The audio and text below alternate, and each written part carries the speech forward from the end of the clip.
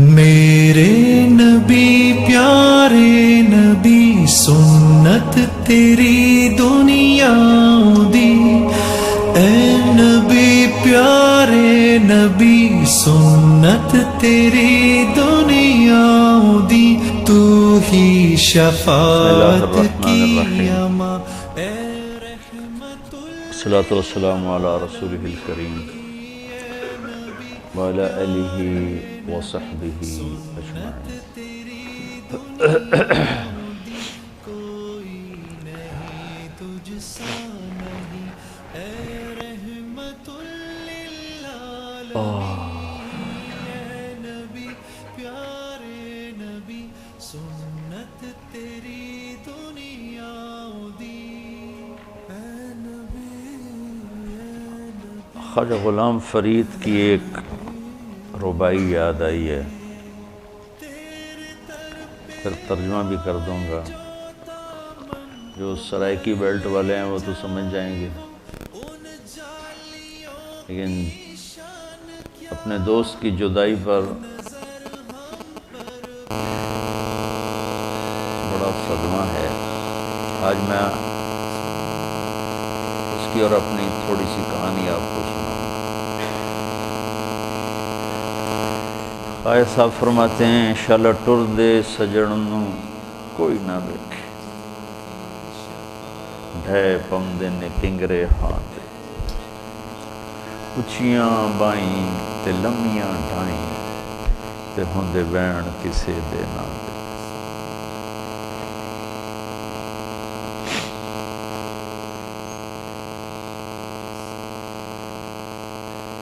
آگے دو اور بھی ہیں۔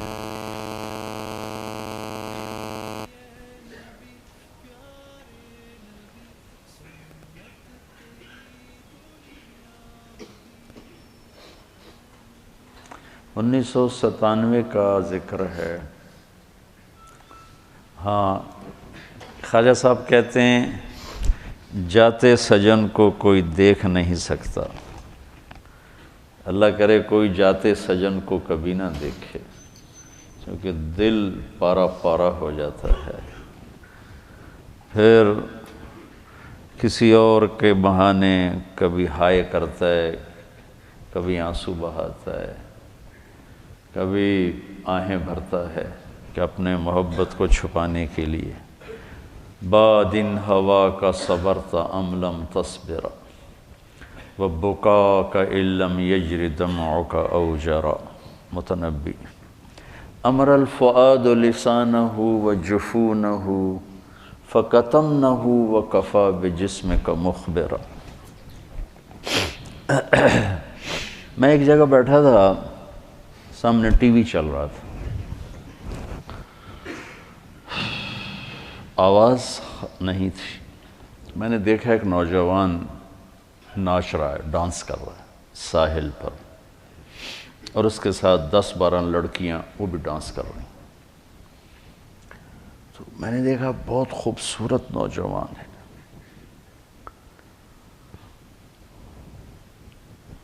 تو مجھے خیال آیا، یہ جو اتنی بڑی گمراہی میں ہے، اس کو ہدایت کیسے ملے گی، اور کون اسے جا کر اللہ کا پیغام سنائے گا۔ یہ وہیں بیٹھے بیٹھے ایک اس کی خوبصورتی اور جوانی پہ رحم آیا، ایک اس کے پلٹا کھانے کو میں نے بہت مشکل سمجھا۔ خیال آ کے گزر گیا، میں وہاں سے اٹھ گیا، کچھ دن اس کا نقش میرے دل دماغ پر رہا، پھر محو ہو گیا، مٹ گیا۔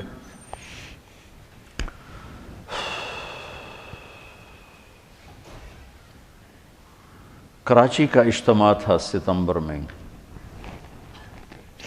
تو انہوں نے میرے لیے ایک چھوٹا سا خیمہ بنایا ہوا تھا کراچی والوں نے، تو میں وہ خیمے میں بیٹھا ہوا تھا، تو ایک نوجوان میرے پاس آیا کہ جی پاکستان کا ایک مشہور گلوکار ہے، اس کا نام ہے جنید جمشید، میں آپ سے ملانا چاہتا ہوں۔ میں نے کہا کدھر ہے؟ کہ میرے ساتھ آیا۔ میں نے کہا تم کیسے جانتے ہو؟ کہ میرا کلاس فیلو تھا۔ میں نے کہا لے آؤ۔ تو وہ اس کو جب لے کر آیا تو اس نے چہرہ چھپایا ہوا تھا، مجمع کی وجہ سے شاید چہرہ پورا سے چھپایا ہوا. میرے سامنے آ کے بیٹھا اور یوں کھولا تو وہ وہی نوجوان جس کو میں نے اسکرین پر ناچتے دیکھا تھا. حیران.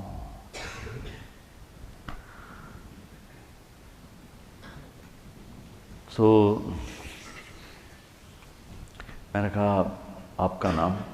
کہا جی جنید جمشید. میں نے کہا کیا کرتے ہو؟ کہا میرا موسیقی سے تعلق. میں نے کہا گاتے ہو یا بجاتے ہو؟ کہا جی میں گاتا ہوں. کہ یہ جو دل دل پاکستان ہے یہ میں نے گایا ہے. اچھا اچھا اچھا وہ تو بہت مشہور ملی نغمہ ہے. کہاں جی وہ میں نے گایا ہے. اچھا. اس کے بعد میری اس سے کیا بات ہوئی، اب 20 برس ہونے کو ہیں، یاد نہیں. تاثر یاد ہے کہ اس نے آگے کیا جواب دیا. کہنے لگا میرا جی چاہ رہا ہے آپ بولتے رہیں اور میں سنتا رہوں. مجھے لگ رہا ہے جیسے کوئی میرے زخموں پہ مرہم رکھ رہا ہے.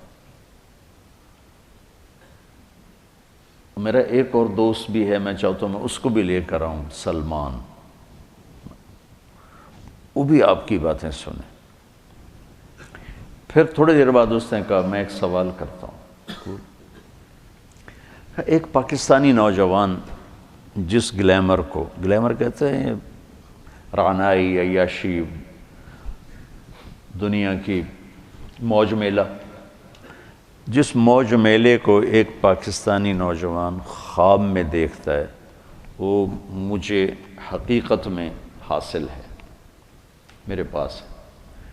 لیکن اس کے باوجود میرے یہاں اندھیرا ہے. کیا یہ میرے یہاں اندھیرا ہے، یہ دل خالی ہے. مجھے یوں لگتا ہے میں وہ کشتی ہوں جس کا کوئی ساحل نہیں، جس کا کوئی گھاٹ نہیں، بے منزل مسافر ہوں. اچھا بے منزل مسافر ہوں. یہ ایسا کیوں ہے؟ میری تو ہر خواہش پوری. میں نے کہا اللہ تعالیٰ نے انسان کو 2 چیزوں سے بنایا ہے، ایک جسم ہے، ایک روح ہے. ان دونوں کی ضروریات الگ الگ ہیں. جس کی ضرورت پوری نہیں ہوگی وہ فریاد کرے. جسم کو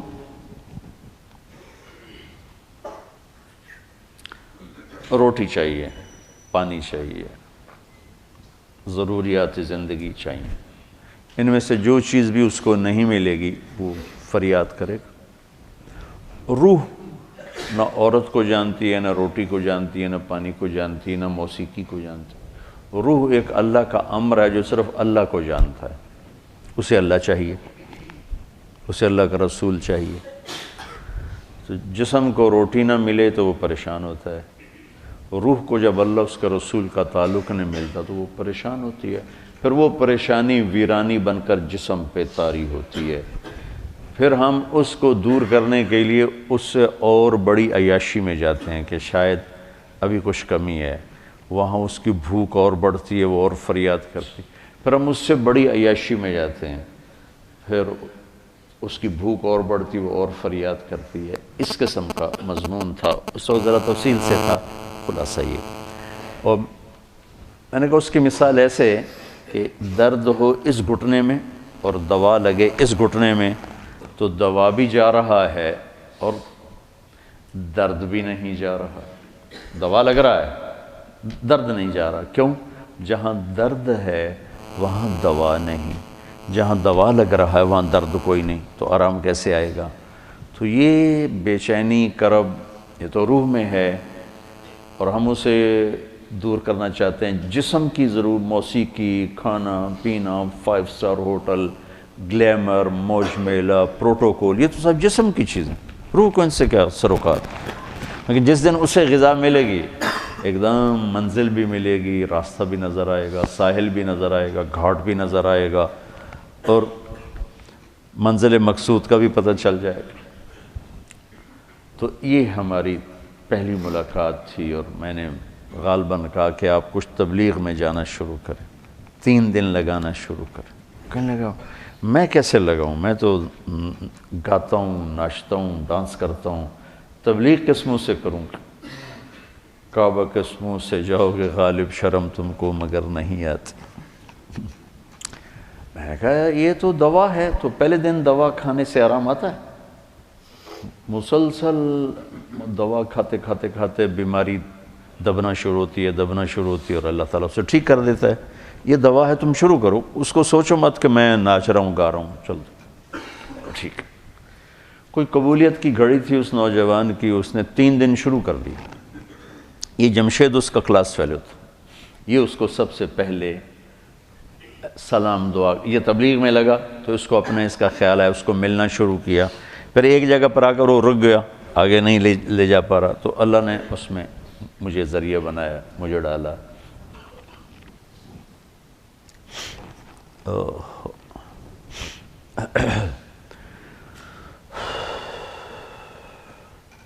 نومبر 1997 میں 4 مہینے کے لیے میری تشکیل ہوگی امریکہ، مستورات کی جماعت، میں اور اہلیہ اور لاہور کی جماعت تھی۔ میں لاس اینجلس میں تھا تو میں نے اسے فون کیا، تو اس زمانے میں یہ CLI پر نمبر نہیں آتا تھا، تو اور یہ اتنے موبائل فون یہاں اتنے تھے بھی نہیں، دوسرے فون تھے، تو میں نے اس کا فون نمبر لے لیا تھا، تو میں نے اس سے لاس اینجلس سے فون کیا۔ کہنے لگا آپ کہاں سے بول رہے ہیں؟ میں نے کہا میں امریکہ میں ہوں، لاس اینجلس میں۔ کہنے لگا نہیں، میں نے کہا وہیں سے ہوں۔ کہا قسم اٹھائیں، قسم اٹھائیں۔ میں نے کہا چھوٹی سی بات پہ کیسے قسم اٹھاؤں؟ کہا نہیں یہ بہت بڑی بات ہے۔ میں نے کہا کیوں؟ کہا میں ساری دنیا پھرتا ہوں، کبھی اپنی بیوی کو فون نہیں کیا، اب مجھے فون کیسے کر رہے ہیں؟ میں نے کہا یار تم سے محبت ہو گئی تھی اس لیے فون کر رہا ہوں، بس اس ایک فون نے نا اس کے دل میں میری محبت ڈالی۔ میں جب یہ حج پہ جاتا ہوں میرا 60-70 ہزار روپیہ صرف فون کا بل ہوتا ہے، 3000 تقریباً ریال میرا ہر سفر میں 15-20 دن میں میرا فون کا ہوتا ہے کہ میں ایسے ہی فون کرتا رہتا ہوں۔ وہاں کا فون وہ ہزاروں بیانوں سے بڑھ کر ہوتا ہے۔ بیان تو ایک چھوٹی سی چیز ہے، مولانا نیاز صاحب رحمۃ اللہ علیہ فرمایا کرتے تھے کہ تبلیغ میں بیان کا اتنا ہی حصہ ہے جتنا جسم میں زبان کا۔ 6 فٹ کے جسم میں 5 فٹ 10 انچ 8 انچ کے جسم میں 2 انچ کی زبان ہے، کہ اتنا ہی تبلیغ میں زبان کا حصہ ہے، بول کا بیان کا۔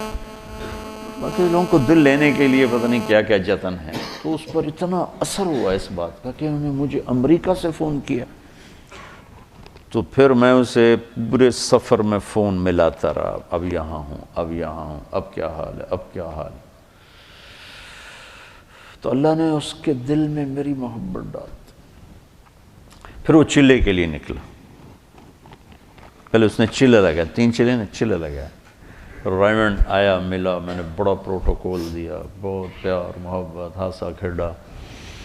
تو کرتے کرتے کرتے کرتے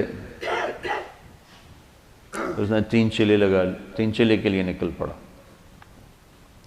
یہ غالباً 2001 یا 2 اس کا مجھے پورا یاد نہیں ہے، تو اس وقت یہ 3 چلے کے لیے نکلا۔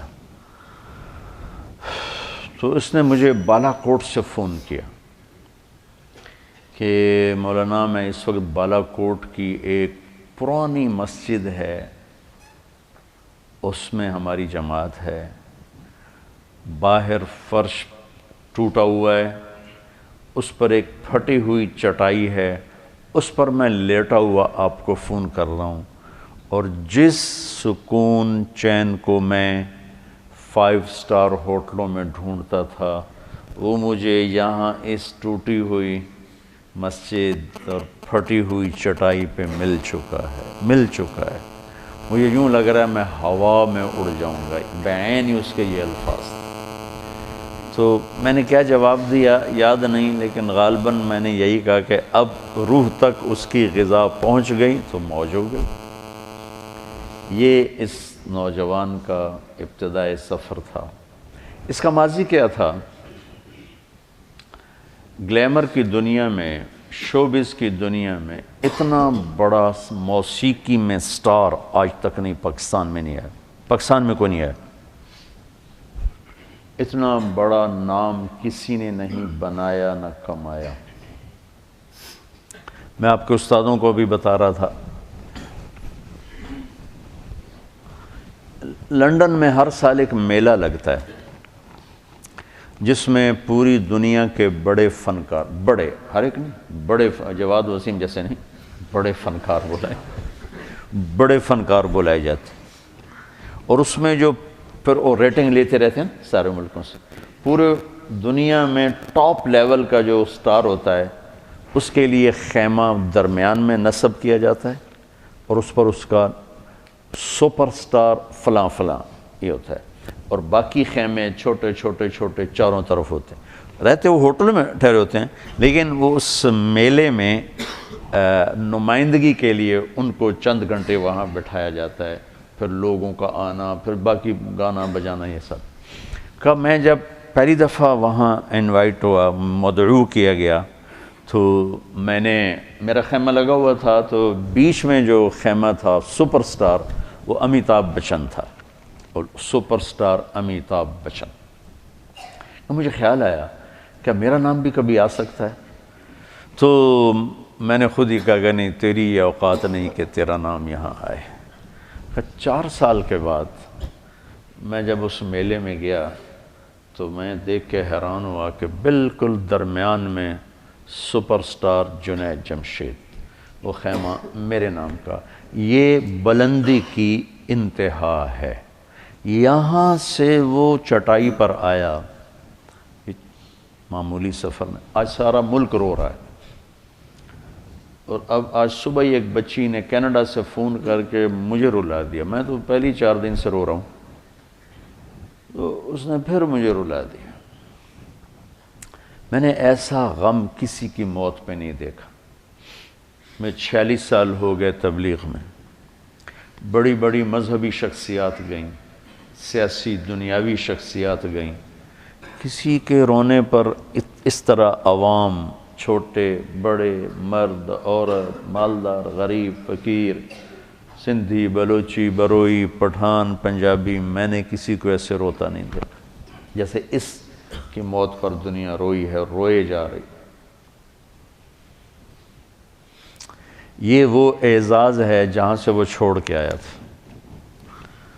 ابراہیم بن ادھم رحمۃ اللہ علیہ جب حکومت چھوڑ کے جنگل کی راہ لی تو وہاں ایک درویش پہلے بھی اللہ اللہ کر رہا تھا، اس کو غیب سے کھانا آتا تھا، ان کا کھانا آیا تو انہوں نے ان کو دعوت دی کہ آئیے کھائیے، تو انہوں نے کہا نہیں آپ کھائیں، مجھے بھوک نہیں۔ انہوں نے اپنا کھا لیا، 2 روٹی اور کچھ ساتھ ترکاری۔ جب ابراہیم بن ادھم کو بھوک لگی اور انہوں نے دعا کی تو پورا دسترخوان اتر آیا، بھرا ہوا۔ تو وہ درویش ایک دم بول اٹھا، یا اللہ میں تو برسوں سے پڑا تجھے یاد کر رہا، میرے لیے 2 روٹی اور سبزی، اور یہ آج آیا اور اتنا بڑا دسترخوان۔ تو کہتے ہیں میں نے یہ واقعہ پتہ نہیں کہاں پڑھا تھا یا کہیں سے سنا تھا، سند تو مجھے معلوم نہیں ہے، تو غیب سے آواز آئی کہ تم جھونپڑا چھوڑ کے آئے ہو، یہ بادشاہت چھوڑ کے آیا ہے۔ تو ہر ایک کو اعزاز، انزل الناس منازلہم، انزل الناس منازلہم، تو اللہ نے اس کو اس کے منزلہ پر اتارا۔ واللہ میں نے ایسا سوگ، ایسا ماتم، ایسا رونا میں نے نہیں دیکھا۔ جنہوں نے کبھی اس کو دیکھا بھی نہیں وہ بھی روئے جا رہے ہیں۔ اتنی بڑی جگہ سے نیچے آنا، تمہیں کوئی ممبر سے اتار دینا تو تم کفر کے فتوے اور بغاوت پہ آ جاؤ۔ کہاں سے وہ اترا ہے؟ یہ سروزہ جماعت کا امیر بدل دو نا، تو جس کو بدلو اس کو غصہ چڑھو کہ مجھ سے امارت چھین لی۔ تبلیغ والوں نے اس کی قدر نہیں کی، مکی مسجد والوں نے اس کی تشکیلیں بند کر دیں کہ یہ تو اپنی ترتیب پہ چلتا ہے، میں تمہارے استادوں سے کہہ رہا تھا کہ ہاتھی کو ٹوکرے میں کوئی بٹھا سکتا ہے؟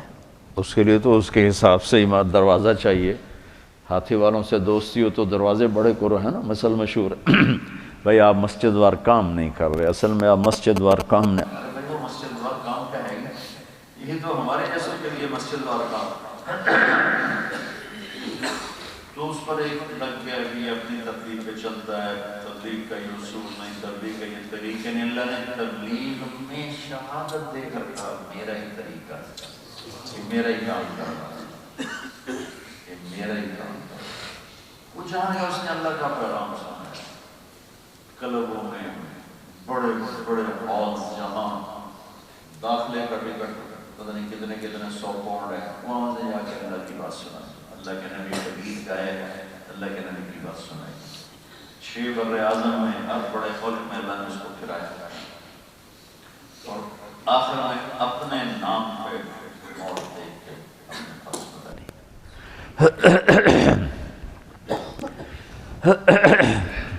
3 چلے لگنے کے بعد اب اس کو کام تو کوئی آتا نہیں، بالکل سادہ، دنیا کے لحاظ سے کچھ پتہ، بہت ہی سادہ. جب اس نے پہلی البم بنائی نا، البم نعتوں کو، وہ جو تھی ہاں پہلی البم بنائی نا جلوہ جانا، تو مجھ سے کہنے لگا میں نے البم بنائی ہے تو میں سوچ رہا ہوں میں اس کا نام کیا رکھوں. میں نے کہا کیا رکھو؟ کہ میں سوچ رہا ہوں عمل میں بالمعروف نہیں عن المنکر رکھ. تیری عقل کو سلام، ارے بے وقوف، یہ کوئی رکھنے کا نام ہے؟ کہنے لگا پھر آپ بتائیں. میں نے کہا اس کا نام رکھو جلوہ جانا. تو انہوں نے کہا واہ واہ واہ، اس میں تو موسیقی ہے. جلوہ جانا، اس میں تو موسیقی ہے. تو اس نے پھر ساری اس کی جو البمز ہیں اس کے نام میں نے رکھے. کہ وہ بنا لیتا پھر مجھ سے کہتا نام بتائیں، پھر پتہ نہیں آگے کیا کیا نام، سب نام میں نے اس کے رکھے تھے. بہت سیدھا تھا دنیا کے لحاظ سے. تو جب موسیقی چھوڑی تو کمائی ختم، اور کوئی ہاتھ پکڑنے والا کوئی نہیں. مکان بیچنا پڑا، بک گیا، کام نہیں چلا. تو مجھے فون کر کے کہا کہ مولانا صاحب آج میرے گھر میں اتنے پیسے نہیں ہیں کہ میں اپنی ماں کی دوا خرید سکوں. پیسے کوئی نہیں، کدھر جاؤں، کیا کروں؟ عین اس وقت پیپسی والوں نے اس کو پیشکش کی کہ 10 گانے پیپسی کے لیے گاؤ، 4 کروڑ ہم سے لے لو. گھر میں دوا کے پیسے نہ ہوں اور 4 کروڑ کی پیشکش ہو. لبنان میں ایک لڑکی تھی عیسائی گلوکارہ نوال، پیپسی والوں نے اس کو تیار کیا پیپسی کی مشہوری کے لیے گانا، مکس گانا مرد اور. اس نے شرط لگائی کہ جنید صرف پاکستان سے میرے ساتھ گا سکتا ہے اور کوئی، اس کے ساتھ گاؤں گے اور کسی کے ساتھ. تو لہذا انہوں نے اس کو لینے کے لیے اتنی بڑی قیمت لگا دی. تو کاد الفقر ان یکون، فقر آدمی کو کہاں تک پہنچاتا ہے. تو وہ اتنا بے بس ہو چکا تھا کہ اس نے کانٹریکٹ سائن کیا، حامی بھری، شیو کرایا اور لبنان پہنچ گیا. مجھے پتہ چلا تو سب کو دعا میں لگایا اور خود میں نفلوں میں لگ گیا. پتہ نہیں میں کتنی نفل پڑھتا گیا، دعا مانگوں نفل پڑھوں، دعا مانگوں نفل پڑھوں. غالباً کوئی 50 نفل میں نے پڑھے. بے قراری کی کیفیت، رونا آئے. ایسوں کو تو ذمہ ہوتا ہے مالدار لوگوں کے کہ وہ سنبھالیں، لیکن موسیٰ علیہ السلام کا فرمان ایک روایت میں آتا ہے جب اللہ ناراض ہوتا ہے تو پیسہ بخیلوں کو دے دیتا، حکومت نکموں کو دیتا ہے، بارش بے موسم کی کرتا ہے. تو عموماً اس وقت پیسہ بخیلوں کے پاس. تو جب وہ وہاں پہنچا اور انہوں نے اس کو ہوٹل میں ٹھہرایا، ادھر ہم کچھ نہیں، اوپر والے کا نظام تھا. پتہ نہیں کیا چیز ذریعہ بنی. میں ایسے ہی دعویٰ کروں کہ میں نے دعا کی، میں نے نفل پڑھے، اللہ مجھے بڑے دعوے سے بچا. کہتا میں ہوٹل میں جب لیٹا تو بے قراری شروع ہو، بے چینی شروع ہو، نیند نہیں آ رہی، کروٹیں بدلتے بدلتے بدلتے رات کے 12 بج گئے اور میرے اندر آگ آگ آگ. آخر میں بے قرار ہو کے اٹھا، بیگ اٹھایا، کمرہ بند کیا، کاؤنٹر پہ چابی پھینکی اور سیدھا بیروت ایئرپورٹ پر آ گیا. اور پہلی فلائٹ جو مجھے ملی اس پہ چڑھ کے دبئی، اور دبئی سے پاکستان آ گیا. پاکستان پہنچا تو پرانوں کا جوڑ شروع ہو چکا تھا. پرانوں کا جوڑ. تو مجھے بتایا دوست نے کہ وہ آ چکا ہے تو اس کو بلاؤ، ورنہ وہ سب اس کو گالیاں نکال رہے ہیں، تانے دے رہے ہیں، بولیاں مار رہے ہیں، تو اسے بلاؤ. تو میں نے اسے فون کیا کہ جوڑ شروع ہے، تم آ جاؤ. کہنے لگا میں کس منہ سے آؤں گا؟ میں نے کہا جو منہ تیرا اللہ نے بنایا اسی منہ سے آ جا. کہنے لگا اچھا میں آؤں گا. مجھے اندازہ ہو گیا کہ یہ نہیں آئے گا. تو میں نے اس کو فون کیا، سلمان اس کا نام. میں نے کہا سلمان ایسا کرو، اپنا اور اس کا ٹکٹ کروا لو اور اس کو بتاؤ نہیں، بس جب جانا ہے اس کو بتا دینا. تو اس کو لے کے آؤ اور رات کی فلائٹ لے کے آؤ، دن کی نہ لاؤ، کسی نے دیکھا تو پھر ایسے ہی بدتمیزی نہ کرے. تو میں نے اگلے دن اسے فون کیا کہ آ رہے ہو؟ کہ مولانا میں نے بہت کوشش کی، ٹکٹ نہیں مل رہا، بکنگ نہیں ملی، اس لیے بہت معذرت چاہتا ہوں. میں نے کہا تیری بکنگ ہو چکی ہے، تم سلمان سے ملو، تمہاری رات 7 بجے یا 9 بجے کی فلائٹ ہے، تو وہ تمہیں لینے آ رہا ہے. کہا آپ نے مجھے پھنسا ہی لیا، چھوڑا ہی نہیں. تو رات کو 9 بجے کے قریب وہ اترا لاہور ایئرپورٹ. تو میں نے اپنی گاڑی بھیجی، گاڑی پہ لے کر آیا. وہ جوڑ میں ناول خان صاحب کے مکان پر ایک کمرہ میرے پاس ہوتا تھا. میں نے اس کمرے میں اس کو ڈال دیا. میں نے کہا تم نے یہاں سے باہر نہیں نکلنا، یہیں رہو، کمرے میں ہی رہو. ایک دن باقی تھا تشکیلوں میں، تو وہ دن کمرے میں ہی رہا. رات کو نکلا تھوڑا بہت ادھر. اگلے دن ہم گئے سیالکوٹ. تو بہت اس کا اکرام کیا، ہنسا کھیڑا، کوئی تبلیغ کی بات نہیں کی، کوئی یہ نہیں کہا شیو کیوں کرا دی، 3 چلے تم نے ضائع کر دیے، تبلیغ کو بدنام کر دیا. ایک یہ رخ ہوتا ہے. ایک ہوتا ہے کہ وہ نشہ پلا کے گرانا تو سب کو آتا ہے، مزہ تو تب ہے کہ گرتے کو تھام لے ساقی. تو واہ واہ واہ واہ، یا کوئی گانا تو سنا تو چل بھائی وہ شروع ہو جاتا. تو 5ویں دن جب ہم واپس آ رہے تھے تو وہ میری گاڑی وہ چلا رہا تھا. کہنے لگا مولانا آپ نے مجھے دوبارہ پھنسا لیا، مجھے باندھ دیا آپ نے. کہا اب میری پکی توبہ ہے. میں نے کہا ایسا کر ذرا اس کو مشہور کرو تاکہ ذرا راستہ بند ہو جائے واپس جانے کا. تو میرا بیان تھا کولو تارڑ میں. تو ہم وہاں چلے گئے اور وہاں سے فارغ ہوئے تو ہم رائمنڈ کی طرف، اس کو میں نے لاہور بھیج دیا اور ایک دن پہلے اعلان کروا دیا اس سے کہ میں پریس کانفرنس کرنے جا رہا ہوں. تو بہت بڑی پریس کانفرنس ہوئی پریس کلب میں. تو اس میں اس نے کھل کے یہ اعلان کیا کہ میں اب موسیقی سے توبہ کر رہا ہوں اور آئندہ ملی نغمے بہت گائے گئے.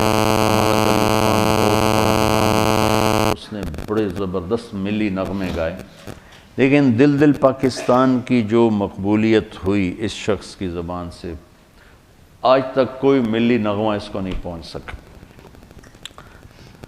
تو پھر یہ کراچی واپس گیا. اب اس کے پاس کوئی راستہ نہیں ہے، حیران پریشان ہے. تو یہ مسجد میں پریشان بیٹھا تھا تو اس کا جو سہیل کا بہت بڑا احسان ہے اس پر، اور میں اس کو سلام کرتا ہوں۔ وہ ایک چھوٹا سا تاجر تھا، کوئی بہت بڑا تاجر نہیں تھا، چند کروڑ کا اس کا بزنس تھا۔ تو اس نے اس سے پوچھا کہ جنید بھائی آپ پریشان کیوں ہیں؟ کہا گھر سے پریشان ہوں، کیا کروں، کہاں سے روٹی کھاؤں؟ ایک دکان بنائی، وہ چلی نہیں۔ کہنے لگا مجھ سے تو کوئی آ کے کرتے ہی نہیں خریدتا، تبلیغ والے بھی نہیں آتے، نیک لوگ بھی نہیں آتے۔ تو اس نے کہا میرا کاروبار ہے، آپ میرے ساتھ شیئر کر لیں۔ کہا میرے پاس تو پیسے کوئی نہیں، کہاں سے شیئر کروں؟ کہا آپ کے پاس کوئی پراپرٹی ہے؟ تو پھر کہنے لگا مجھے یاد آئے انگلینڈ میں ایک مکان تھا، انہوں نے کہا وہ بیچ دیں۔ تو وہ 1,00,000 پاؤنڈ میں اس نے وہ بیچ دیا، تو 1 کروڑ 1.25 کروڑ اس کو ملا۔ تو وہ مجھے دے دیں اور آپ کا 30% آپ کا، باقی میرا، 70 میرا۔ تو اللہ تعالیٰ نے اس کو ہنر دیا تھا، اس کا نام تھا، تو اللہ نے جو پھر اس کی قربانی، اس نے اس کو تو کچھ پارٹنر ہو تو پھر کہتے ہیں اب یہ کام کرو، یہ ذمہ داری اٹھاؤ، اس نے اس کو فری کر دے گا، اب جاؤ جو مرضی کرو، بس تیرا نام مجھے چاہیے، تو جو مرضی کر۔ تو اس وقت ان کا برانڈ پاکستان کا سب سے بڑا برانڈ بن چکا، اور حیرت کی بات ہے یہ بڑے بڑے نام والے گل احمد اور کھاڈی اور کیا کچھ کتنی لڑکیوں کے اشتہار چھاپ رہے ہیں، پورے پاکستان کو لڑکیوں سے بھر دیا، ان کا ایک اشتہار نہیں ہوتا لڑکی کا، اور پاکستان کا سب سے بڑا برانڈ ہے۔ کئی سال سے ہر سال ٹرافی لے رہے ہیں، ایکسپورٹ کی ٹرافی یہ لے رہے ہیں۔ تو اس نے پھر اس کو تھاما، اور اس نے پھر اللہ نے اس کے لیے رزق کا دروازہ کھولا۔ پھر مجھے کہا کرتا تھا کہ اللہ نے مجھے موسیقی میں اتنا نہیں دیا جتنا حلال راستے سے دیا، کہ موسیقی کا پیسہ تو اتنا بے برکت تھا، آتا تھا پتہ نہیں کہاں چلا جاتا، میں ہر وقت فقرا رہتا تھا، اور اللہ تعالیٰ نے اس کا ہاتھ پکڑا اور رزق کے دروازے کھولے، پھر ساری دنیا میں مقبولیت کے دروازے کھولے، اور پوری دنیا پھر چلہ لگانا، 7 مہینے لگے، چلے لگے، سے روزے لگانا۔ اب ہمیں یہ سلیقہ نہیں کہ جو جس مرتبے کا ہے اس کو اس کے مطابق چلائیں، یہ ہمیں سلیقہ نہیں۔ یہ میں نے مولانا سعید خان صاحب کو اپنی آنکھوں سے کرتے دیکھا تو مجھے سمجھ میں آیا، ورنہ مجھے بھی کچھ خبر نہیں تھی۔ ہمیں اصولوں کا، تو میرے نبی کا انداز یہ نہیں تھا۔ جریر بن عبداللہ کے لیے چادر بچھا رہے ہیں، ابو بکر کے لیے نہیں بچھائی، جریر بن عبداللہ کے لیے بچھائی، یمن کے شہزادے ہیں، ان کو اپنی چادر پیش کی، اس پر بیٹھو۔ عدی بن حاتم کو سرانہ پیش کیا، اس پر بیٹھو۔ تو انزل الناس منازلہم میں ہم سے نا وہ پہچان نہیں ہو پاتی، تو ہم بڑے بڑے ہیرے ضائع کر بیٹھتے ہیں۔ پھر اللہ تعالیٰ نے اس کا جانا جلدی لکھا تھا۔ میں گیا جمعے کو ان کے ہاں، تو اس کی بیگم بہت رو رہی تھیں، وہ کہہ رہی تھیں کہ مجھے آج کل کہہ رہا تھا کہ دیکھو عائشہ میرے پاس ٹائم تھوڑا ہے، جلدی کر لو بچوں کی شادیاں، اور دیکھو تم ناراض نہ ہونا، میں نے اللہ سے اب اس کے راستے کی شہادت مانگی ہے، تو تم پریشان نہ ہونا میرے بعد، میرے بچے تمہاری خدمت کریں گے، سہیل بھائی تمہاری ضرورتوں کا خیال رکھیں گے، میں نے اللہ سے شہادت مانگی ہے، مجھے لگتا ہے میری عمر بس 52 سال ہی ہے، 52 سال کی عمر میں انتقال ہو۔ تو کہنے لگی میں نے اس سے کہا تیری ماں 75 سال کی عمر میں مری، تیرا باپ 80 سال کی عمر میں مرا، تو کیوں ابھی سے موت کر رہا ہے؟ کہتا بس مجھے لگتا ہے میرے 52 سال ہی ہیں، لہٰذا پریشان نہ ہونا میرے بعد، اللہ تمہیں ضائع نہیں کرے گا، تمہارے بچے تمہاری خدمت کریں گے، سہیل بھائی تمہاری ضرورتیں دیکھیں گے۔ تو میں نے اپنے اللہ سے مانگا کہ میں اس کے راستے میں اپنی جان دوں، تو کہاں سے تقدیر نے اس کو اٹھایا، امریکہ سے انگلینڈ آیا، انگلینڈ سے کراچی آیا، کراچی سے لاہور آیا، تو لاہور تھا تو سعید چلی کی جماعت میں چل رہا ہے وہاں چترال، اس کا فون آ گیا کہ میری نصرت کے لیے آؤ، سہیل کو بھی اس کو بھی. تو تیار ہو گیا, ٹھیک ہے میں آتا ہوں. اور سہیل کو بھی اس نے تیار کیا, مجھے بھی فون کیا آپ بھی چلو. تو سہیل نے بھی کہا, میں نے کہا ٹھیک ہے آپ لوگ تو چلو, میں بھی دیکھتا ہوں اگر موقع ہوا تو میں بھی چلتا ہوں آپ کے ساتھ, میں تو کبھی چترال گیا نہیں, چلو آپ کی برکت سے میرا بھی سفر ہو جائے گا. کاش آپ میں سے کوئی بچہ مجھے اس جیسے اخلاق والا مل جاتا. میں تمہارے استادوں سے کہہ رہا, تم سارا دن قرآن حدیث پڑھاتے ہو, کیونکہ تم سب میرے سامنے میرے بچے ہو, کچھ میرے بھائیوں جیسے مولانا عبیداللہ صاحب جیسے میرے برا, مولانا مفتی صاحب جیسے, باقی سب تو میرے چھوٹے ہیں. میں نے کہا میں دیانتداری سے کہتا ہوں, میں تم میں وہ اخلاق نہیں, اپنے میں وہ اخلاق نہیں دیکھتا جو میں نے اس نوجوان میں وہ اخلاق دیکھے. تو سٹیج پر جب اداکار آتا ہے تو اس کے آنے کا جو وہ ہوتا ہے نا, اس کو کہتے ہیں انٹری. وہ اگر ایسی ہو کہ مجمع اثر لے لے تو پھر وہ چھا جاتا ہے. وہ آئے جواد وسیم کی طرح پیٹ نکال کے تو وہ کبھی بھی سٹیج پہ مشہور نہیں ہو سکا. تو ایک اداکار کا آنا یہ بڑا قیمت رکھتا ہے. ایک جب وہ اپنا وہ پروگرام یا اپنا حصہ ختم کر کے جب نکلتا ہے پیچھے, ایک وہ بیچ میں کچا پکا بھی ہو جائے تو کوئی فرق نہیں پڑتا, لیکن اس کا آنا بھی ہونا چاہیے گرم جوشی کا, اور جانا بھی ہونا چاہیے گرم جوشی کا. تو پھر بیچ کا جو کچا تاثر ہے یا تھوڑا جو ڈاؤن ہوتا ہے وہ لوگ بھول جاتے ہیں. تو پھر میں وہ اس کو تشبیہ دیا کرتا تھا, میں کہا جنید تیری انٹری بڑی زبردست ہوتی ہے. مجھے اتنے لوگ فون کرتے ہیں, کبھی کوئی ایسے نہیں گرم جوشی, کبھی کسی نے مجھے اتنی گرم جوشی سے کبھی نہیں کہا مولانا مولانا مولانا, چاہے دن میں 10 دفعہ فون کروں, اسی گرم جوشی کے ساتھ بول. یہ میرے والد مرحوم میں عادت تھی کہ وہ جس کو ملتے تھے آؤ جی ایسے کر کے ملتے, تو لوگ ساری زندگی یاد رکھتے تھے. وہ پہلی انٹری ایسی ڈالتے تھے, حالانکہ وہ بڑے غصے والے تھے, لیکن پہلی انٹری ایسے آؤ جی, تو وہ لوگ ساری زندگی یاد رکھتے. اب مجھ سے وہ ہوتا ہی نہیں ہے. ایک دفعہ ہمارا نائی, میں نے شاید پہلے بھی سنایا آپ کو, عبدالشکور مرحوم فوت ہو گیا. مجھ سے کہنے لگا مولانا صاحب توڑے دیرے آمن دی کوئی چس کوئی نہیں, آپ کے دیرے آنے کا کوئی مزہ کوئی نہیں. میں کہا کیوں؟ اچھا میں نے اس کو گھر بنوا کے دیا, اس کا سارا خرچہ میرے ذمے, اس کے بچوں کا, اس کی بیگم کا, اس کی بیماری کا, بچوں کی شادی کا, بچیوں کی شادی کا, سارا خرچہ میرے ذمے, سال کی گندم سارا میرے ذمے. میرے باپ نے ایسا کبھی نہیں کیا تھا, شاید کبھی 5-10 روپے دیتے ہو میں نے اس توتے کے. اور یہ سارا کچھ میں کر رہا ہوں, اور اب اس کے مرنے کے بعد بھی اس کا وظیفہ اسی طرح چل رہا ہے, میں نے اس کو بند نہیں کیا. لیکن گرم جوشی اور ٹھنڈے پن کا کتنا اثر ہوتا ہے. کہنے لگا مولانا صاحب توڑے دیرے آمن دی چس کوئی. میں کیوں؟ کہ جب میاں صاحب ہوندے ہیں یعنی میرے والد, تو جو ہی میں گیٹ پہ آتا تو دور سے کہتے آؤ بھائی عبدالشکور آ گیا, ایتھنا دے ہاتھ ہوندے ہیں آؤ بھائی عبدالشکور آ گیا, او بشیر آ 2 بندیاں دی روٹی لے آ. کھاتا زیادہ تھا تو کہ 2 بندیاں دی روٹی لے آ. تو اس کو 2 کی بجائے, میرے باپ کا پروٹوکول کیا تھا, 2 کی بجائے 4 روٹیاں, ٹھیک, اور ایک آؤ بھائی آؤ بھائی. میں یہ نہیں کر سکا, ٹھیک ہے. اور میں نے کیا کیا میں نے آپ کو بتا دیا ہے. اب وہ سارا اس نے 0 کر دیا, اور میرے باپ کا یوں ملنا اس نے 100 کر دیا.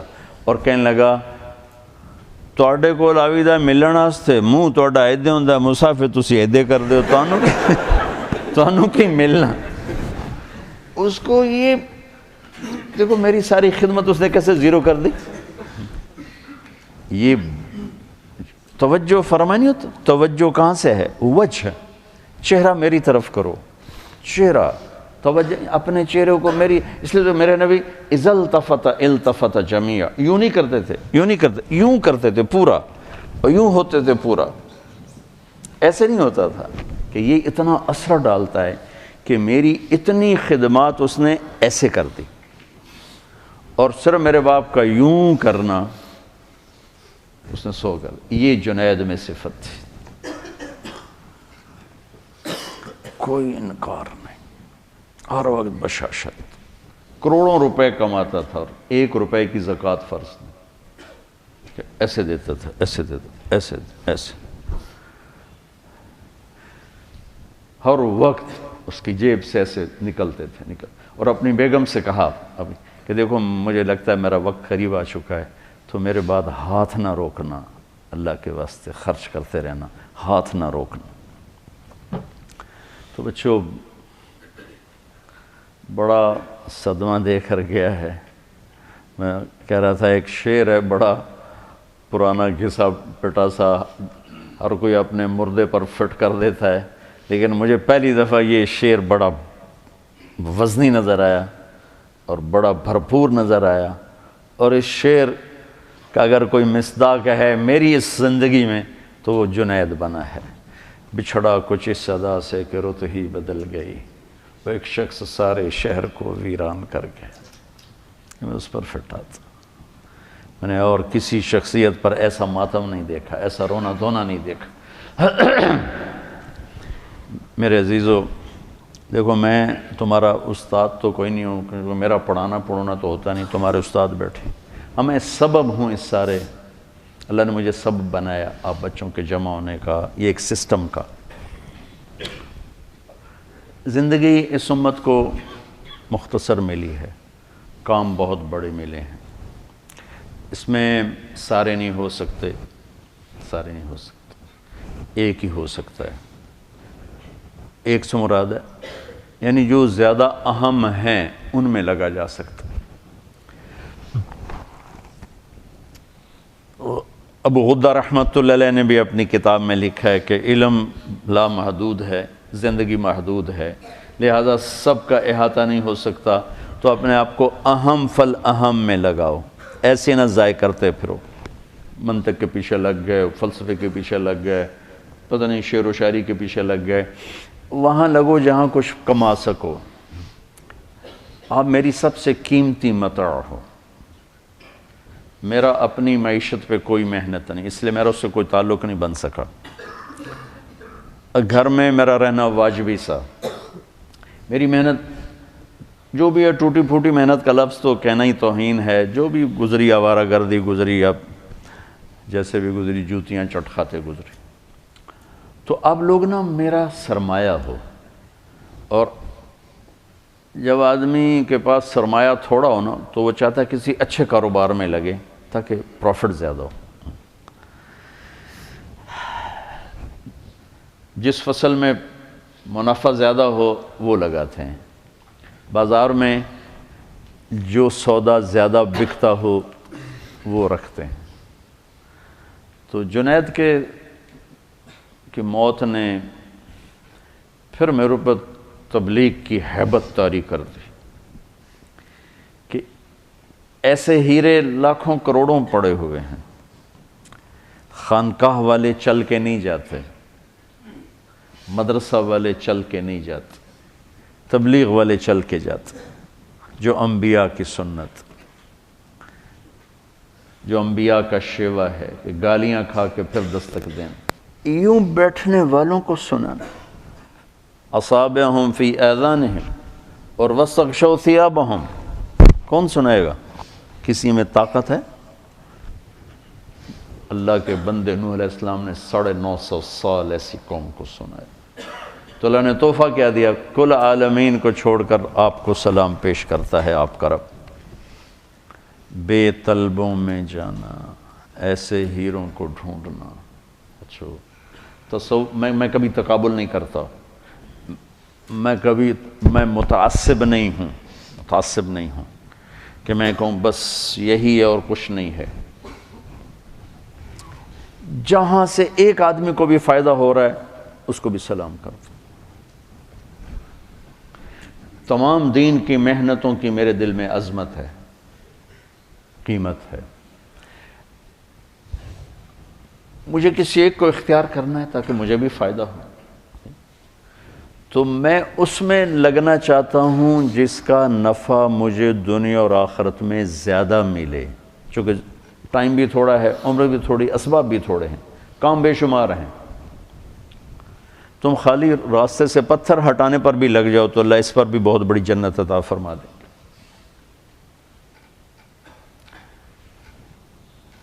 ایک واقعہ یاد آیا، ایک غلام جیلانی برق مرحوم تھے، پہلے تو وہ پرویزی ٹائپ تھے، پھر مولانا زید الحسانی رحمۃ اللہ علیہ کی صحبت کی تو فیل اللہ نے ان کو توبہ کی، توفیق بخشی، تو بہت بڑے ادیب تھے، قلم کے بادشاہ تھے۔ تو ان کی کتاب میں ایک واقعہ تھا کہ ایک شخص کسی عورت پہ عاشق ہو گیا، وہ ایک جادوگر کے پاس گیا کہ مجھے کوئی عمل کر کے دے، یہ میرے قابو میں آ جائے۔ اس نے کہا جاؤ پہلے 40 دن اللہ کی نافرمانی کرو، کوئی کام نیکی کا مت کرو حتیٰ کہ تیرا دل سیاہ ہو جائے، پھر میرا جادو اثر کرے گا۔ تو وہ نفس میں وہ کیا ہے، بیس العبد عبد ہون یضلہ، وہ ہے سب سے بڑا غلام، گندا غلام جس کو خواہش کھینچ رہی ہو۔ وہ کرتا رہا، 40 دن کے بعد اس نے آ کر کہا کہ میں نے کر دیا، اس نے عمل کیا، اثر نہیں ہوا۔ وہ کہنے لگا مجھے تو نہ خدا ہے ملا نہ وصال صنم، میرے تو دو میں گلنا گئی ہیں، تو میرے نال کی کیتا ہے؟ وہ کہنے لگا ادھر بیٹھ جا، سوچ 40 دن میں کوئی نیک کام کیا؟ کہنے لگا کوئی نہیں کیا۔ کہ میں نہیں مانتا، یہ ہو ہی نہیں سکتا، تو یہاں بیٹھ سوچ کوئی 40 دن میں نیک کام کیا؟ وہ سوچتے سوچتے سوچتے کہنے لگا اور تو کچھ بھی یاد نہیں، جا رہا تھا راستے میں پتھر پڑا تھا، میں نے ایک طرف کر دیا کسی کو ٹھوکر نہ لگی۔ تو جادوگر کی ہائے نکلی کہ لعنت ہے تجھ پر کہ تو ایسے کریم رب کا نافرمان ہونا چاہتا ہے جس نے ایک چھوٹی سی نیکی پر تیرے ایمان کو سلامت رکھا۔ کہ میرا جادو چلتا ہی اس وقت ہے جب ایمان رخصت ہو جائے، تو توبہ کر اور میں کلمہ پڑھتا ہوں۔ اس لیے میری نظر میں دین کے کسی کام کا استخفاف نہیں، لیکن کیا فرض اور واجب برابر ہیں؟ بولو، واجب اور سنت برابر ہیں؟ سنت اور سنت غیر موقدہ برابر ہیں؟ نفل اور سنت برابر ہیں؟ تو میرے عزیزو، اس وقت جس جگہ تم طاقت لگا کے دنیا اور آخرت میں بہت بڑی کمائی کر سکتے ہو وہ تبلیغ ہے۔ اگر آپ دائیں بائیں کوئی ذکر میں چل پڑا، کوئی کتابیں لکھنے میں چل پڑا، یہ سارے میں سلام کرتا ہوں، واللہ میرے دل میں کسی کی کمی نہیں، یہ کلن علی خیر، کلن علی خیر۔ تو میں چاہتا ہوں اپنی طاقت تبلیغ میں لگاؤ، تبلیغ میں لگاؤ، تبلیغ میں لگاؤ۔ اور خاص طور پر یہ جو زمانہ تعلیم ہے، اس میں تو ہمارے اکابر طلبہ کو بیعت نہیں کرتے تھے، طلبہ کو ذکر نہیں دیتے تھے کہ تمہاری توجہ بٹ جائے گی۔ اور آج کل کا تو تمہاری وہ استعدادیں ظرفی بہت تھوڑے ہیں، شاید 2-4 دن کے بعد تم اپنے آپ کو خود ہی خلیفہ بنا کے بیٹھ جاؤ، اس کا بھی ڈر ہے۔ اور آج کل جو خلافت بٹ رہی ہے، میں درد سے کہہ رہا ہوں، کوئی تنقیدیں میرے اپنے ہیں، لیکن آج جو خلافت بٹ رہی ہے، آنسوں کے سوا میں کچھ نہیں کر سکتا۔ تو دیکھو میں ہاتھ جوڑتا ہوں، اپنی طاقت کو تبلیغ میں لگاؤ۔ مجھے پتہ ہے ہر پھول کی قسمت میں کہاں ناز عروسہ، کچھ پھول تو کھلتے ہیں مزاروں کے لیے، ہر کلی پھول نہیں بنتی اور ہر دانہ درخت نہیں بنتا، چاہے مالی سارا زور لگا دے۔ مالی دا کم پانی لانا بھر بھر مشکاں پاوے، مالک دا کم پھل پھل لانا لاوے یا نہ لاوے۔ آہا کیا ہے، میاں محمد بخش جیسا شاعر پنجابی میں کوئی نہیں گزرا، اردو میں اقبال جیسا شاعر کوئی نہیں گزرا، اور پنجابی میں میاں محمد بخش جیسا شاعر کوئی نہیں گزرا۔ یہ وہ ارشاد فرما رہے ہیں، مالی دا کم پانی لانا بھر بھر مشکاں پاوے، مالک دا کم پھل پھل لانا لاوے یا نہ لاوے۔ میری تو تمنا ہے، ہم جب بیج ڈالتے ہیں تو ہماری تمنا ہوتی ہے ہر دانہ درخت بن کے نکلے اور ہر پودا پھلدار ہو کے نکلے، لیکن ایسا نہیں ہوتا۔ تمنا میری ضرور، تم تو ہوئی تھوڑے سے کہ تم میں سے ہر ایک کے اندر پوری دنیا کے انسانوں تک اللہ کا پیغام پہنچانے کا جذبہ۔ جب تم یہاں سے فارغ ہو جاؤ، چاہے تم کتابیں لکھو، دارالافتاء میں بیٹھو، تم کسی خانقاہ میں بیٹھو، یہ سب کلن علی خیر میں نے پہلے کہہ دیا ہے، لیکن میں نے اپنی وجہ ترجیح بتا دی ہے کہ اگر اپنی طاقتوں کو تبلیغ میں کھپاؤ گے تو آپ کو اس کا بہت بڑا نفع واپس آئے گا۔ اس میں جنید جیسے ہیرے کتنے دریافت ہوں گے۔ تبلیغ کا کام طوائفوں کے کوٹھوں تک پہنچا ہے، شراب خانوں تک پہنچا ہوا ہے، افریقہ کے جنگلوں میں پہنچا ہے، جہاں کبھی جب سے سورج انہیں دیکھ رہا ہے اور چاند بھی حیرت زدہ ہو کہ ان کی جہالت کو دیکھتا ہے، جنہیں دیکھ کر زمین آسمان روتے ہوں کہ یہ کیا ہیں، ان کانگوں کے جنگلوں میں تبلیغ پہنچی اور اسلام پہنچا۔ علماء کی ایک محفل تھی سعودیہ میں اور تبلیغ والوں پہ برس رہے تھے، اہل البدع، اہل جہل، اہل فلاں، اہل فلاں۔ ایک وہاں کیمرون کے عالم بیٹھے ہوئے تھے،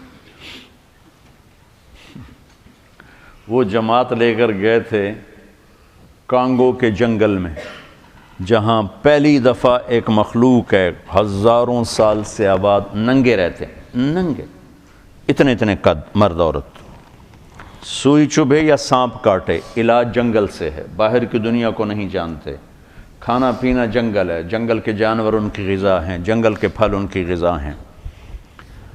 پہلی دفعہ وہاں جماعت گئی اور انہوں نے 300 آدمی مسلمان کیے، جو اب 5000 ہو چکے ہیں، اور اب اور پتہ نہیں آگے کتنے ہو چکے ہیں۔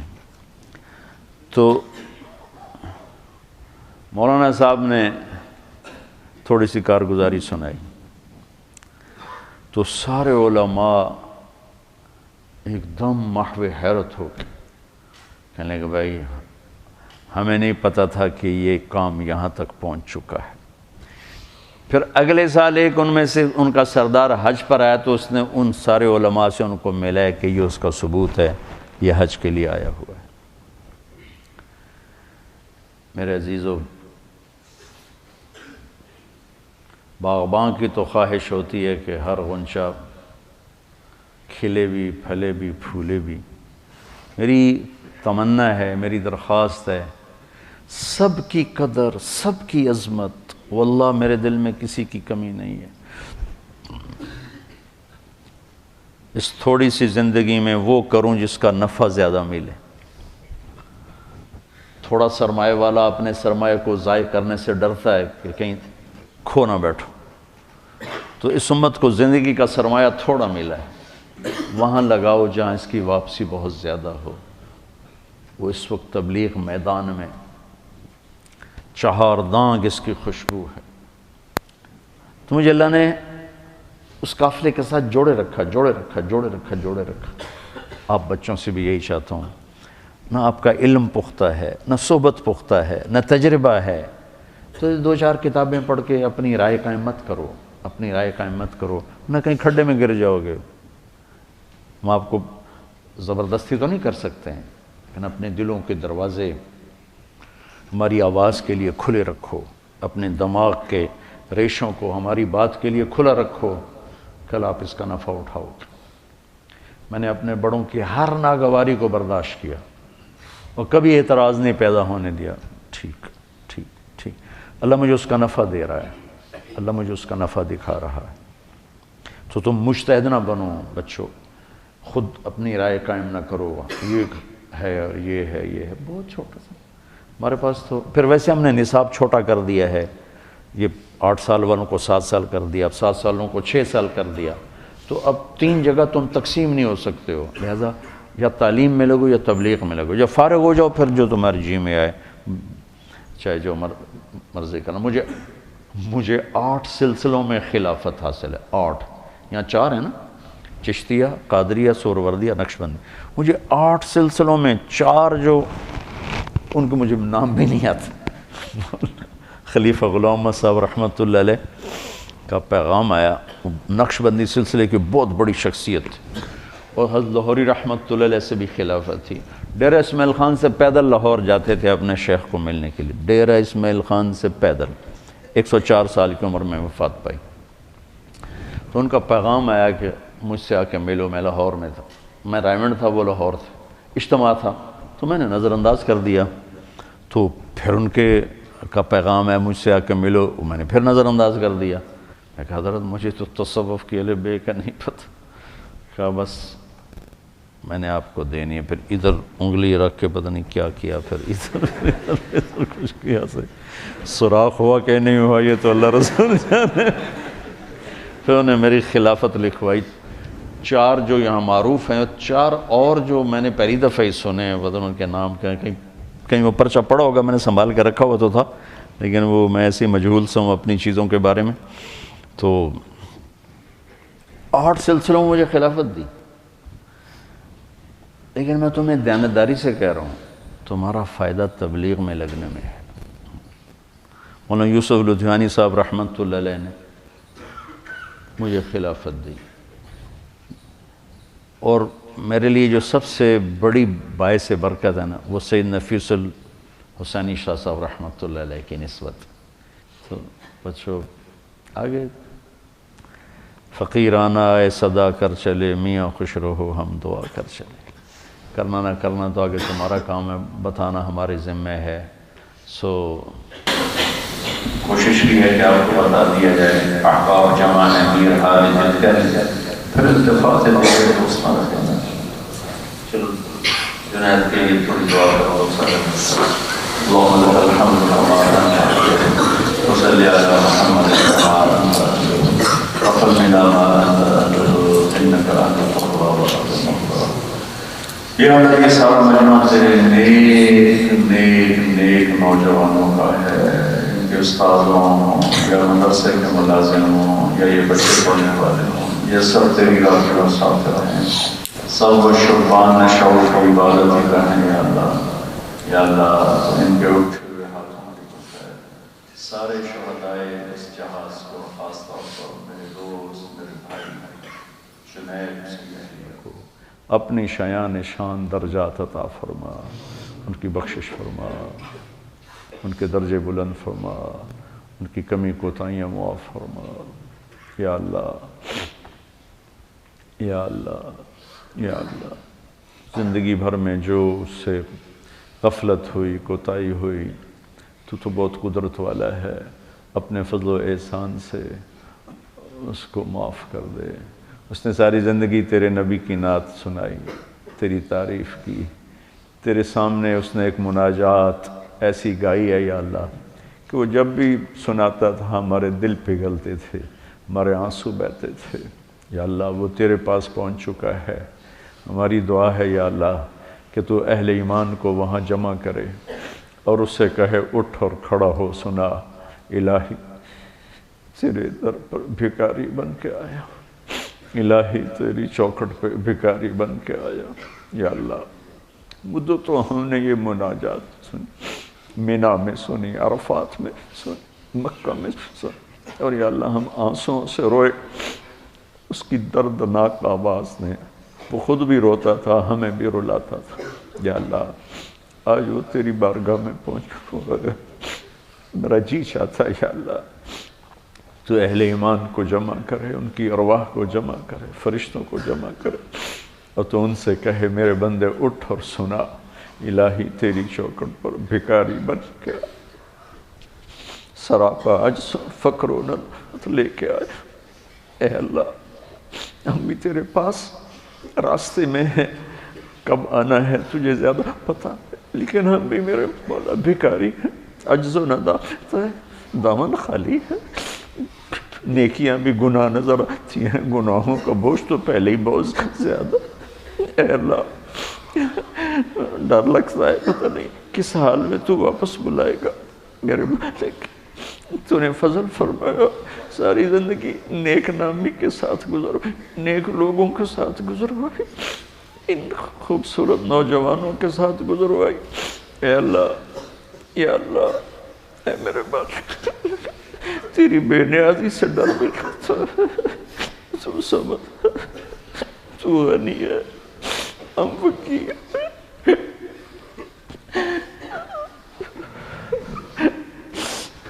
تجھے کسی کی ضرورت نہیں، ہم تیرے بغیر کچھ نہیں ہیں، تو ہمارے بغیر سب کچھ ہے۔ اے مالک تو نے یا اللہ فضل فرمایا ایک زندگی کا لمبا عرصہ اس نیک راستے نیک نامی سے گزرو. یا اللہ اجعل خیر اعمارنا آخرہ وخیر اعمالنا خواتیمہ وخیر ایامنا یوم نلقاک فیہ میرے مولا. یا اللہ یہ سردی کا مہینہ ہے اور تھوڑے سے ہم مسجد میں جمع ہوئے ہیں. تپش اور گرمی سے ہمارا جسم یا اللہ بے حال ہو رہا ہے. جو تو نے قبر کے اندھیروں میں یا اللہ گرمی کو ڈال دیا, آگ کو ڈال دیا, یا سانپ بچھو ڈال, میرے مولا کوئی جائے فراری کوئی نہیں. اے اللہ ہماری قبروں کو تنگ نہ کر, اندھیرا نہ کر, گرمی نہ کر. جو تیرے نبی کا فرمان کہ قبر جنت کا باغ ہوتی ہے وہ باغ منا. ہم اس قابل تو نہیں ہیں بس تیری رحمت تو اس قابل ہے نا. یا اللہ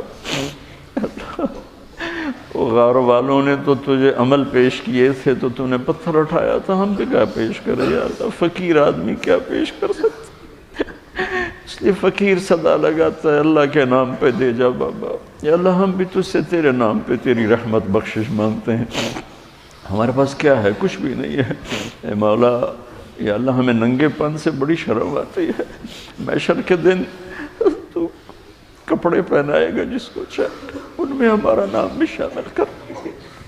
سورج کی گرمی ہمیں تڑپاتی ہے, کئیوں کو تو عرش کا سایہ دے گا, ہمیں بھی ان میں شامل کر. وَامْتَازُ الْيَوْمَ أَيُّهَا الْمُجْرِمُونَ کی صدا تو لگانے والا ہے. اے اللہ تجھے تیرے حبیب کے آنسوں کا وقت, ہمیں مجرموں میں نہ کھڑا کر. تو سمجھاتا رہا ہم کوئی نہ سمجھے, تو بلاتا رہا ہم کوئی نہ آئے. تو نے پیار کیا ہم نے جفا کی, تو نے رزق دیا ہم نے یا نافرمانی کی. معافی دے دے, ہم تو کتے سے گرے ہوئے ہیں جو ہماری روکھی روٹی کھا کر بھی ساری زندگی دروازے پہ بیٹھ کے وفا کریں. تیری نعمتوں کی بارشیں موسلادھار, تیری عطا کی حد نہیں, ہماری جفا کی حد نہیں ہے.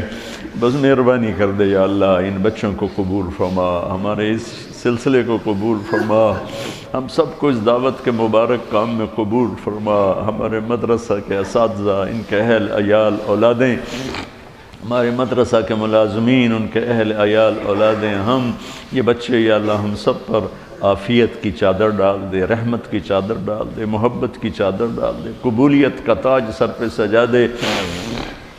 دنیا میں بھی باعزت زندگی دے, خاتمہ بھی باعزت دے, واپسی بھی باعزت ہو.